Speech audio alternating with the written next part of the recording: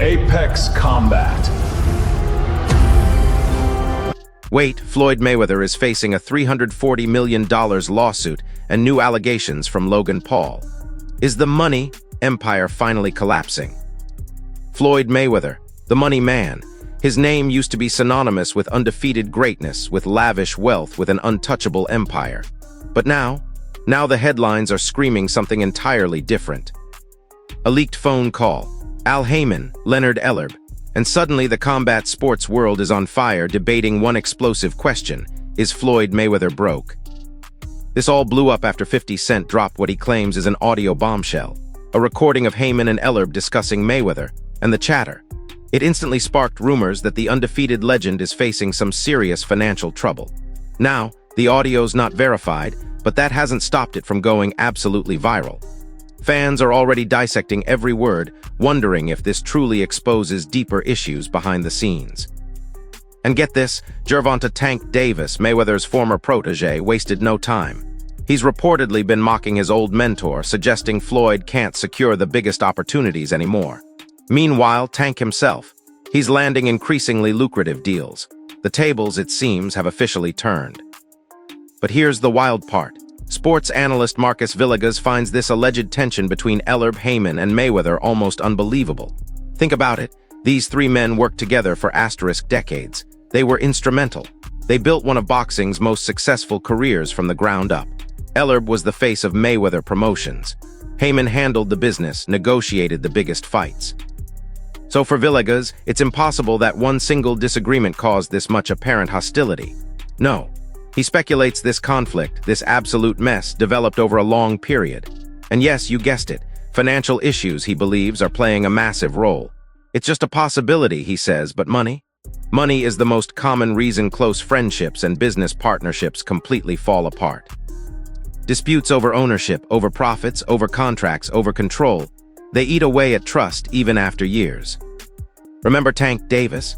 Their close professional relationship, with Floyd promoting him through Mayweather Promotions, was a huge part of Tank's rise to stardom. But that relationship eventually soured. Public criticisms flew. Davis claimed Mayweather tried to hold him back, to sabotage his career, to control his professional decisions. Now, Davis suggests he feels completely vindicated by Mayweather's recent business and legal challenges. He sees them as consequences. And that's the prevailing viewpoint. Mayweather's recent controversies reflect the consequences of greed, of broken loyalty. Disputes over money, over business control, over personal relationships have strained ties with everyone who was once central to his success. Disagreements with former associates, lawsuits, public criticism. They all point to one thing: financial interests may have taken priority over long-standing partnerships. Dan Raphael, another Sharpe analyst, describes Floyd's current financial and legal mess as a dramatic, jarring contrast. A total opposite to the image Mayweather spent years meticulously building. The boxer always presented himself not just as one of the greatest fighters ever, but as a brilliant businessman. A man who made smart investments, managed his fortune wisely. Raphael acknowledges that some associates may have stolen money from Floyd. But he argues that those losses alone, they shouldn't explain the sheer extent of his reported financial problems. No, this situation looks like the result of multiple compounding issues. And here's where it gets even crazier. Raphael explains that Mayweather is accused of taking massive advance payments from two different companies for the rights to a possible Manny-Pacquiao rematch. Two companies, for the same fight.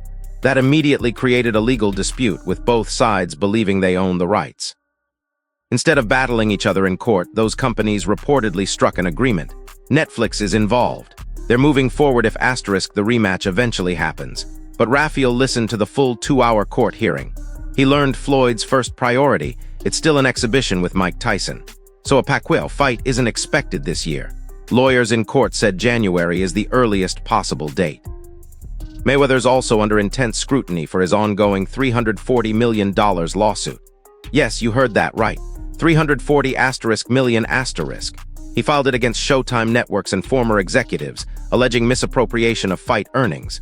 His claim: a huge chunk of his career income was improperly diverted through financial channels managed by his former advisors. He believes he's short hundreds of millions. Earnings from his biggest fights, the mega events like Pacquiao and Conor McGregor, allegedly routed into accounts controlled by intermediaries, not fully transferred to him. You see how deep this rabbit hole goes? It's not just one problem, it's a cascade. And meanwhile, Logan Paul, his recent allegations are adding even more fuel to this already blazing fire. That 2021 exhibition bout with Logan Paul, it was one of the most talked about crossover events in boxing. It generated over 1 million pay-per-view buys, massive global attention, a commercial success despite no official winner. But Paul has since claimed he's still owed $1.5 million from that event. He alleges Paul's side of the promotion involved a pre-sale deal with an overseas company that was never fully accounted for in his payout. Paul says his contract entitled him to a percentage of that agreement, but he never received his full share. Look, if you're watching this, you're obviously a fan of combat sports and the drama that comes with it. If you want to stay on top of every twist and turn, hit that like button right now and let me know in the comments. What's the craziest detail in this whole Floyd Mayweather situation so far? Now back to the story. Floyd Mayweather Jr. himself has reportedly claimed he suffered financial losses totaling around $175 million. He alleges a former trusted associate carried out a year-long scheme involving his assets. Get this, approximately $100 million worth of jewelry was transferred to a Miami jeweler for only $13 million. Much of that collection, allegedly still with the jeweler. He also claims he unknowingly signed documents that transferred ownership of his Gulfstream private jet. The buyer's information left blank, and he says he has no idea what happened to the proceeds from that sale. You can't make this up. Separately, reports state a Nevada court ordered him to pay more than $1 million in child support. And he's also reportedly dealing with a $7.3 million IRS tax lien. These claims, these reports, they've fueled an intense debate. Was Mayweather's famously extravagant lifestyle, once supported by enormous fight purses, simply unsustainable once those paydays dried up? Shannon Sharpe weighed in, suggesting the financial concerns stem directly from maintaining a lifestyle that's no longer viable. Mayweather, he says, became accustomed to spending at the level of his peak boxing career. But when those massive paydays slowed, continuing that same level of luxury became incredibly difficult. Expensive homes, private jets, luxury cars, designer jewelry. These things demand a continuous, enormous flow of income. Joe Rogan echoed that sentiment. He argued that these reports about Floyd's financial situation highlight the real dangers of excessive spending, no matter how much money you earn. Speaking with Tony Hinchcliffe, Rogan said you can blow through enormous wealth if a lavish lifestyle isn't matched by sustainable income and sound financial management. He pointed to Mayweather's public displays of luxury, suitcases full of diamond-crusted watches, multiple high-end cars, an $18 million watch purchase, all examples of truly extravagant spending. Rogan suggested that continually buying luxury items can become an unstoppable cycle, eventually eroding even a massive fortune. He also questioned whether Mayweather had the right financial advisors protecting his long-term interests. Rogan's conclusion is stark. Earning hundreds of millions of dollars does not guarantee lasting wealth unless spending is controlled and investments are carefully managed. So the money man, the undefeated legend, is his legacy of wealth crumbling? Was it bad advice, bad decisions, or a lifestyle that simply outran even the biggest purses in boxing history? Whatever the answer, the drama surrounding Floyd Mayweather Jr. is far from over. What do you think is the real story behind Floyd's financial troubles? Let us know in the comments below. If you found this breakdown insightful, smash that like button, subscribe to the channel for more deep dives into combat sports news, and don't forget to hit the notification bell so you never miss an upload. The chasm between perception and reality here is absolutely massive. Floyd Mayweather meticulously curated an image of financial invincibility. He wasn't just a fighter, he was the asterisk exception asterisk. The guy who mastered the game, asterisk, and the money. He flaunted the cash, the jets, the jewelry, not merely as personal indulgence, but as irrefutable proof of his genius. Proof he had transcended the typical fighter's tragic trajectory, the one that often ends broke. That image was a formidable weapon. It fueled pay-per-view buys. It psychologically intimidated opponents. It cemented his money moniker into legend. But if these mounting allegations hold water, if the lawsuits and claims of rampant mismanagement are proven true, then that carefully constructed facade is cracking. The very foundation of his non-boxing legacy looks profoundly shaky. This isn't just about his bank balance, you understand. This is fundamentally about his asterisk brand asterisk. For years, TBE, the best ever, extended far beyond his perfect undefeated record. It encompassed his shrewd business acumen. People genuinely bought into the idea that Floyd was a master strategist, equally dominant in the ring asterisk and the boardroom. He earned universal praise for owning his own promotion, for brilliantly cutting out the middleman, for securing absolutely unprecedented paydays that redefined fighter compensation.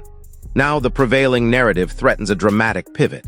It shifts from brilliant self-made businessman to victim of his own unchecked success, or far worse, recklessly irresponsible spender. This kind of profound reputational damage. It's often far more difficult to recover from than any direct financial loss. And this entire unfolding situation sends a truly chilling, undeniable message to every single athlete reaching the pinnacle of their sport.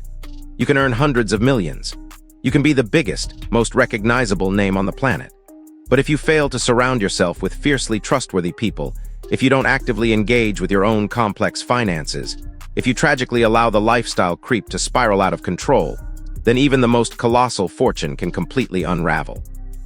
The grim stories of elite athletes losing their massive wealth are, sadly, legendary.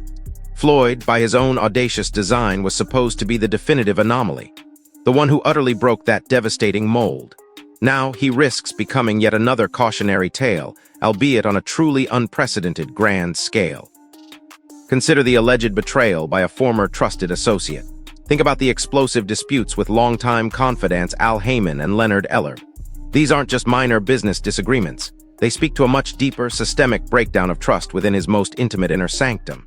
When you painstakingly build an empire of Floyd's magnitude, your closest advisors effectively become extensions of your own financial will. They manage colossal sums. They execute critical decisions. For these foundational relationships to fracture so spectacularly, amid claims of outright theft and profound mismanagement, it starkly suggests a profound vulnerability at the core of his operations. It unequivocally highlights the inherent, seductive danger of immense wealth. It relentlessly attracts both incredible opportunity and ruthless exploitation. Look closely at his current activities: a potential exhibition with heavyweight legend Mike Tyson, the persistent, ongoing talk of a Manny Pacquiao rematch, even while embroiled in a legal quagmire over its rights.